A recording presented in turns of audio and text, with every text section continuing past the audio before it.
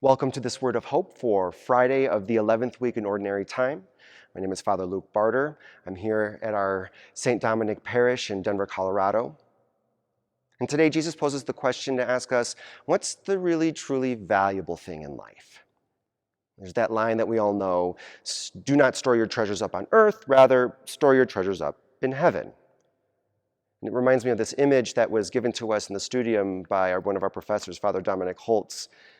And he would always put out this example of this plate of donuts, and that we can walk past a plate of donuts and we can look at the plate of donuts and say, those donuts are good. And we can look at the sprinkles and the colors and we can say, wow, yeah, that's a good thing. And then we know that once that cakey goodness hits our tongue, we're going to taste its yummy goodness. And that yummy goodness and, visual appealing goodness are good things. And part of our brain might say, you know what? Donuts are good, so why not just eat all the donuts? Well, a deeper part of our brain will recognize that if I eat all those donuts, I'm going to get a stomach ache, and there is a different kind of goodness that is a little bit more valuable, health goodness. So we might walk past that plate of donuts and say, you know what, today I'm going to value my health goodness more. It's a very natural thing to be able to distinguish the different kinds of goodness that we might encounter every day. And this is sort of what Jesus is pointing out to us. He talks about the eye as being the lamp for the body and it brings the light, but the eye's natural thing is to, bring light. And once we actually close off the eye, and though the eye still exists and can maybe do minor things, but without light, the body's in darkness, and that's not the way it's supposed to be fully.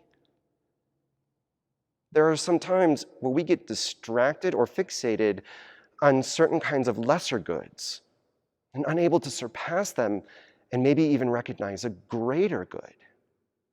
Yes, it's a good thing to be able to, care for yourself and to be able to be autonomous and independent. These things we value.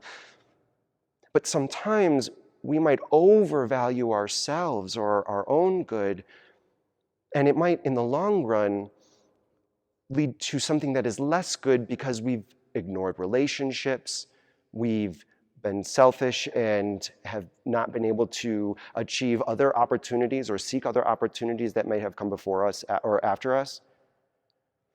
We are meant to be able to distinguish between several goods. And true freedom is be able to know the deepest, truest of goods, and then to be able to actively choose it. Sometimes having to hold off on other kinds of goods. And it's not just about money that this treasure evokes for us. Money is not the end-all be-all. There is a good in money.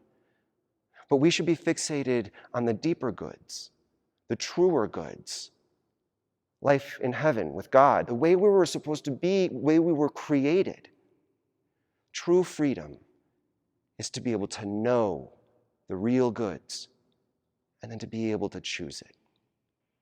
And those places and times where we might not be able to choose or recognize the deepest good, we can ask God to continue to show us the way. And Jesus does this in his preaching. So today, let us pray to the Lord for true freedom, that we might look around our world, know the true good, choose it, and then invite others to also know the true good and to choose it. God bless.